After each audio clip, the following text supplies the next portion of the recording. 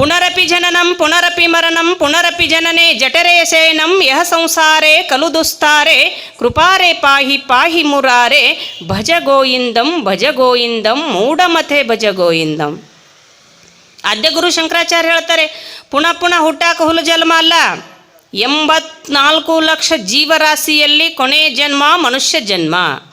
ಅಂಡಜ 21 ಲಕ್ಷ, ಪಿಂಡಜ 21 ಲಕ್ಷ, ಉದ್ಬಿಜ 21 ಲಕ್ಷ, ಜರಾಯುಜ 21 ಲಕ್ಷ.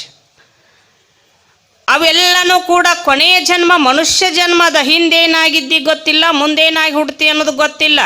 ಆದರೆ ಮನುಷ್ಯ ಜನ್ಮ ಬರಬೇಕಾಗಿತ್ತು ಅಂದರೆ ಸುಕೃತ ಪುಣ್ಯ ಇದ್ದರೆ ಬರ್ತದೆ, ಪಾಪ ಪುಣ್ಯ ಸಮ ಇದ್ದರೆ ಬರ್ತದೆ. ಪಾಪ ಪುಣ್ಯ ಸಮ ಇರಲಿಲ್ಲ ಅಂದ್ರೆ ಬರಂಗಿಲ್ಲ. ಮತ್ತು ನಡ್ಬಾರ್ಕ ಅದ್ರ ಬಗ್ಗೆ ವಿಶ್ಲೇಷಣೆ ಮಾಡ್ತೀನಿ, ನಿಮಗೆ ಬರ್ತದೆ ವಿಷಯ. ಇಷ್ಟೆಲ್ಲ ಬಂದು ಸುಮ್ಮನೆ ಕೂಡಬಾರ್ದು. ನಮ್ಮ ಜೀವನದಲ್ಲಿ ಜ್ವಾಳದೊಳಗೆ 3 ಪ್ರಕಾರ ಜ್ವಾಳ ಇರ್ತಾವೆ. ನುಸಿ ಹತ್ತಿದ ಜ್ವಾಳ, ಹಗೆ ಬಿದ್ದ ಜ್ವಾಳ, ಬಿತ್ತು ಜ್ವಾಳ. ಅವಾಗ ಹಗೆ ಅಂತಿರ್ತಿದ್ದು ಗೊತ್ತಾ? ನುಸಿ ಹತ್ತಿದ ಜ್ವಾಳ ಹೆಂಗಿರ್ತಾವು ಅಂತ ಕೇಳಿದರೆ ಎಲ್ಲ ಹಿಟ್ಟ ಬಡ್ದಿರ್ತದದು, ಹೌದಿಲ್ರಿ? ಈಗ ನುಸಿ, ನಾವು ಅದನ್ನು ಎಕ್ಸಾಂಪಲ್ ಕೊಡಾಕತ್ತೀನಿ. ಇಲ್ಲಿ ನುಸಿ ಹತ್ತಿದ ಜ್ವಾಳ ಯಾವ ಅನ್ನೋದು ಹೇಳ್ತೀನಿ ನಿಮಗೆ. ಇಲ್ಲಿ ಪ್ರವಚನ ನಡೆದ್ರೂ ಕೂಡ ಜ್ಯೋತಿರ್ಲಿಂಗೇಶ್ವರ ಮಠಕ್ಕೆ ಯಾರು ಬರಂಗಿಲ್ಲ ನೋಡು, ಟಿ ವಿಗೆ ಅಡ್ಯಾಪ್ಟಾಗಿ ಯಾರ ಮನ್ಯಾಗ ಕೂತಿರ್ತಾರಲ್ಲ ಕೌದ್ಯಾಗ ಕಾಲು ಹಾಕ್ಕೊಂಡು, ಅವೆಲ್ಲ ನುಸಿ ಹತ್ತಿದ ಜ್ವಾಳ ಅಂತ. ಯಾವ ಬರಂಗಿಲ್ಲ ಅಂತವು. ಅಂದರೆ ಭಗವಂತನ ಸಾನ್ನಿಧ್ಯಕ್ಕೆ ಅವು ಪ್ರೀತಿಗೆ ಪಾತ್ರರಾಗೋದಿಲ್ಲ. ಇನ್ನು ಹಾಗೆ ಬಿದ್ದ ಜ್ವಾಳ ಯಾವುವು ಅಂತ ಕೇಳಿದ್ರೆ, ಒಂದಿಷ್ಟು ಕಟ್ಟಿ ಕಂಪ್ನಿ ಇರ್ತದೆ. ಮೈಕ್ನಾಗ ಇಲ್ಲೇ ಕೇಳ್ತತೋಪ, ಅಲ್ಯಾಕೆ ಹೋಗ್ಬೇಕು. ಗುಟ್ಕಾ ತಿಂದು ಉಳಕ್ಕೆ ಜಾಗ ಬೇಕು, ಇಲ್ಯಾರಿಲ್ಲ ನೀವು ಭಾಳ ಚಲೋ ಅದಿರಿ. ಎಲೆ ಅಡಿಕೆ ಹಾಕೊಳ್ಳೋರಿಗೆ ಜಾಗ ಬೇಕು, ಬಿಡಿ ಸಿಗರೇಟ್ ಸೇದೋರಿಗೆ ಬೇಕು. ಆದರೆ ಇಲ್ಲೇ ಕೇಳ್ತದ, ಇಲ್ಲೇ ಒಂದಿಷ್ಟು ಮಾತಾಡ್ಕೊತಾನೆ ಮೈಕ್ನಾಗ ಕೇಳೋಣ ಬಾ, ಅಲ್ಲಿ ಹೋಗಿ ಏನು ಮಾಡೋದದ. ತಾವೂ ಬರಂಗಿಲ್ಲ, ಬರೋರ್ನೂ ಬರಗೊಡಂಗಿಲ್ಲ. ಇವು ಹಗೆ ಬಿದ್ದ ಜ್ವಾಳ. ಇವು ಎಲ್ಲ ಹಗೆ ಬಿದ್ದ ಜ್ವಾಳ ಎದಕ್ಕೂ ಉಪಯೋಗ ಆಗೋದಿಲ್ಲ ಅಂತ. ತಂಬಾಕು ಅಂದ ಕೂಡಲೇ ನೆನಪು ಬರ್ತದ. ಒಬ್ಬ ಹಳ್ಳಿ ಒಳಗೆ ನಾನು ಪುರಾಣಕ್ಕೆ ಹೋಗಿದ್ದೆ. ಪುರಾಣಕ್ಕೆ ಹೋದಾಗ ಒಬ್ಬ ರುಂಬಾಲ ಅಜ್ಜ, ನೀವು ಬೇಕಾದ್ರೆ ತಂಬಾಕು ತಿನ್ನೋರಿಗೆ ನೋಡ್ರಿ, ಇಲ್ಲಿ ಯಾರು ತಿನ್ನೋದಿಲ್ಲ ನನಗೆ ಅನಿಸ್ತದ. ತಂಬಾಕು ತಿನ್ನೋರಿಗೆ ನೋಡ್ರಿ, ಕೈಯಾಗ ಸುಣ್ಣ ಹಾಕೋತಾರೆ, ತಂಬಾಕು ಹಾಕೋತಾರೆ. ಅದನ್ನಟ್ಟೆ ಅವ್ರ ಬಾಯಾಗ ಹಿಡ್ಕೊಳ್ಳೋ ಒಬ್ರಿಗೆ ಅದು ಹವ್ಯಾಸ ಇರ್ತದೆ. ಅದನ್ನು ಹಿಂಗೆ ತಿಕ್ತಾರೆ. ಹಿಂಗೆ ಗೊತ್ತಾಗತ್ತಿಲ್ಲ ನಾ ಹೇಳೋದು. ಹಿಂಗೆ ತಿಕ್ತಾರೆ. ತಿಕ್ಕಿ ಸುಮ್ಮನೆ ಹಾಕೊಳ್ಳೋದಿಲ್ಲ ಅವ್ರು. 3 ಸಲ ಬಡಿತಾರೆ ಅವರು. ಬಡದು 3 ಬರಲಿಗೆ ಬರಷ್ಟು ಬಾಯಾಗ ಹಾಕೋತಾರೆ, ಉಳಿದದ್ದು ಚಲಿ ಬಿಡ್ತಾರೆ. ನಾನಂದೆ, ಯಜ್ಜ ಅಂದೆನ. ಯಾಕೆವ್ವ ಅಂದವ. ಕೈಯಾಗ ತಂಬಾಕು ಹಾಕಿ ಸುಣ್ಣ ಹಾಕಿದಿ, ಅದನ್ನೇನೋ ತಿಕ್ಕಿದಿ, ಉಜ್ಜಿದಿ, ಎಲ್ಲ ಮಾಡಿದಿ, ಸುಮ್ಮನೆ ಹಾಕೋಬೇಕಾಗಿತ್ತು, 3 ಸಲ ಯಾಕೆ ಬಡ್ದೆಪ್ಪ ಅಂತ ನಾನು ಕೇಳಿ. ನಾವು ಸುಮ್ಮ ಕುಂದ್ರು ಕಂಪ್ನಿಯಲ್ಲಿ TV 9 ಇದ್ದಂಗೆ ನಾವು ಯಾಕೆ ಹಾಕೊಂಡೆಪ್ಪ ಅಂತ ನಾ ಕೇಳಿದ್ರೆ ಅವ ಅಂದ, ಎಲ್ಲ ಶಾಸ್ತ್ರ ಪುರಾಣ ಹೇಳ್ತೀರಿ, ಈ ಶಾಸ್ತ್ರ ಗೊತ್ತಿಲ್ಲ ನಿಮಗೊಂದವ. ನನಗೆ ಗೊತ್ತಿಲ್ಲಪ್ಪ, ನಿಂದೊಂದಿಟ್ಟು ಹೇಳು ಅಂದೇನ. ಅವ ಅಂದ, ಏನಿಲ್ರಿ ದೇವರಿಗೆ ಪ್ರಮಾಣ ಮಾಡ್ತೀವಿ ನಾವು ಅಂದವ. ಏನಂತ ಪ್ರಮಾಣ ಮಾಡ್ತೀಯಪ್ಪ ಅಂತ ನಾನು ಕೇಳಿದೆ. ಭಾಳ ಸಿಂಪಲ್ ಅದ ರೀ ಅಂದವ. ಹೇಳಂದೆ, ಕೈಯಾಗ ತಂಬಾಕು ಹಾಕೋತೀನಿ, ಸುಣ್ಣ ಹಾಕೋತೀನಿ, ಅದನ್ನು ತಿಕ್ತೀನಿ, ಅದನ್ನು 3 ಸಲ ಯಾಕೆ ಬಡಿತೀನಿ ಅಂದರೆ, 1ನೇದ್ದು ನನ್ನ ಹೆಂಡತಿ ಬಿಡ್ತೀನಿ, 2ನೇದ್ದು ನನ್ನ ಮಕ್ಕಳ ಬಿಡ್ತೀನಿ, 3ನೇದ್ದು ನನ್ನ ಪ್ರಾಣ ಬಿಡ್ತಾನೆ, ನಿನ್ನ ಬಿಡಂಗಿಲ್ಲ ಅಂತ ಬಾಯಾಗ ಹಾಕೋತಾನಂತ. ಇದು ತಂಬಾಕು ತಿನ್ನೋರು. ಇವು ಕಟ್ಟಿ ಕುಂತ ಕಂಪ್ನಿ ಇರ್ತದಲ್ಲ, ಇದೆಲ್ಲ ಮ್ಯಾಲ ಅದ. ಇದು ಗುಟ್ಕಾದ ಬಗ್ಗೆ ನಡಬರ್ಕ್ ಬರ್ತದೆ, ಹೇಳ್ತೀನಿ ನಿಮ್ಗೆ ನಾಳೆ ನಾಡಿದ್ದು. ಸಂದರ್ಭ ಬರಲಾರ್ದು ಹೇಳೋದಿಲ್ಲ, ಅದ್ರ ಬಗ್ಗೆ ಪದ್ಯನೂ ಬರ್ದಿನ.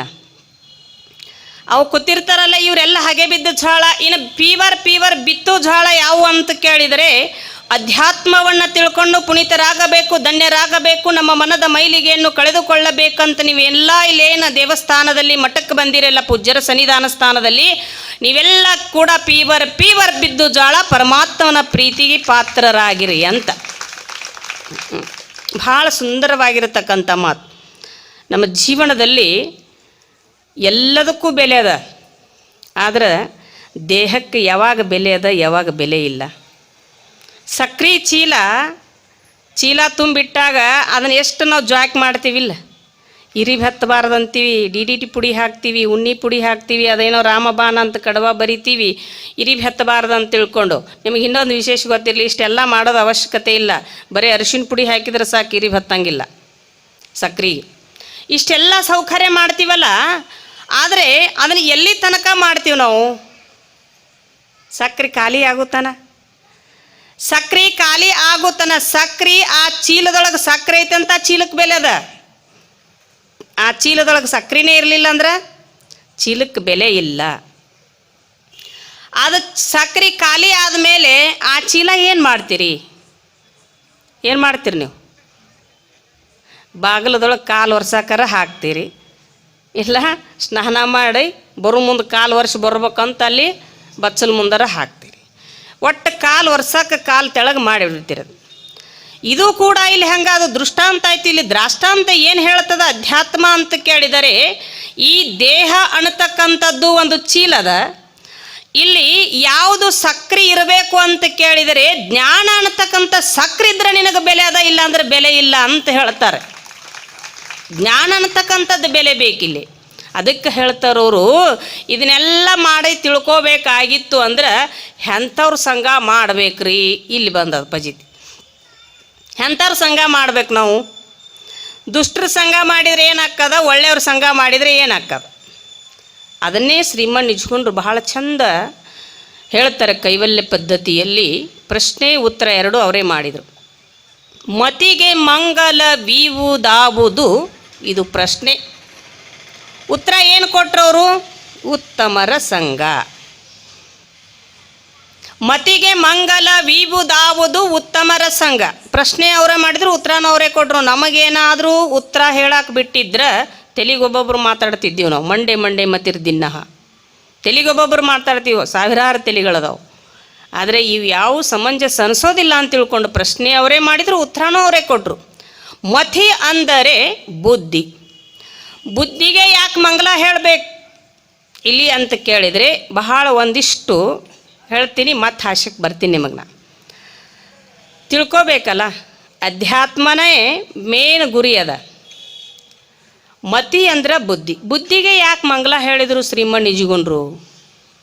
ದೇಹಕ್ಕೆ ಹೇಳಬೇಕಾಗಿತ್ತು, ಆತ್ಮನಿಗೆ ಹೇಳಬೇಕಾಗಿತ್ತು ಅಂತ ನಮ್ಮ ಕ್ವಶನ್ ಬರ್ಬೋದು, ಬರಲಿಕ್ಕಿಲ್ಲ, ಆದರೂ ಬರ್ತದ. ಬಂದ್ರೆ ಬುದ್ಧಿಗೆ ಯಾಕೆ ಮಂಗಲ ಹೇಳಿದರು ಅಂದರೆ, ದೇಹ ಅಮಂಗಲ ಸ್ವರೂಪದ, ಅದಕ್ಕೆ ಮಂಗಲ ಹೇಳಕ್ಕೆ ಬರಂಗಿಲ್ಲ, ಒಂದು ದಿನ ಕೆಟ್ಟು ಹೋಗ್ತದೆ. ಇನ್ನು ಆತ್ಮನಿಗೆ ಹೇಳಬೇಕಾಗಿತ್ತಲ್ಲ, ಆತ್ಮ ಯಾವತ್ತು ಚೇತನ ಸ್ವರೂಪ ಅದನವ, ಮಂಗಲ ಖರೇನೆ ಅದನ. ಮಂಗಲ ಇದ್ದವನಿಗೆ ಮಂಗಲ ಹೇಳೋದೇನು ದೊಡ್ಡದು. ಬುದ್ಧಿಗೆ ಹೇಳಿದರು, ಅದು ಸಂಕಲ್ಪ ವಿಕಲ್ಪ ಎರಡೂ ಮಾಡ್ತದೆ. ಮನಸ್ಸು ಏನಾದರೂ ಸಂಕಲ್ಪ ಮಾಡ್ತು ಅಂದರೆ ಬುದ್ಧಿ ವಿಚಾರ ಮಾಡ್ತದೆ, ಸರಿನೋ ತಪ್ಪು, ಒಳ್ಳೆಯದೋ ಕೆಟ್ಟದ್ದು, ಅದು ಲಾಸ್ಟು ಜಜ್ಮೆಂಟ್ ಕೊಡ್ತದೆ. ಸರಿ ಅಂದ್ರೆ ಸರಿ ಅಂತದ, ತಪ್ಪಂದ್ರೆ ತಪ್ಪಂತದ. ಅದಕ್ಕೆ ಬುದ್ಧಿಗೆ ಬಹಳ ಬೆಲೆ ಅದ. ಅದಕ್ಕೆ ಬುದ್ಧಿ ಇದ್ದವ ಎಲ್ಲಾದರೂ ಗೆದ್ದು ಬರ್ತಾನಂತ, ಬುದ್ಧಿ ಇಲ್ಲದವ ಎಲ್ಲಿ ಗೆದ್ದು ಬರಂಗಿಲ್ಲ ಅವ. ಹಂಗೆ ಬುದ್ಧಿಗೇ ಮಂಗಲ ಹೇಳ್ತಾರೆ ಶ್ರೀಮನ್ ನಿಜಗುಂಡ್ರು. ಇಲ್ಲಿ ಮತಿಗೆ ಭಾಳ ಚಂದ ಹೇಳ್ತಾರವರು. ಆತ್ಮನಿಗೆ ಹೇಳಲಿಲ್ಲ ಮತ್ತು ದೇಹಕ್ಕೂ ಹೇಳಲಿಲ್ಲ, ಬುದ್ಧಿಗೆ ಹೇಳಿದ್ರಲ್ಲ, ಆ ಬುದ್ಧಿಗೆ ಕೂಡ ವಿಶೇಷವಾದ ಒಂದು ಅರ್ಥದ. ಅದಕ್ಕೆ ಹೇಳ್ತಾರವ್ರು ಇನ್ನೊಂದು ಕಡೆ ಬಹಳ ಸುಂದರವಾಗಿರ್ತಕ್ಕಂಥ ಮಾತು.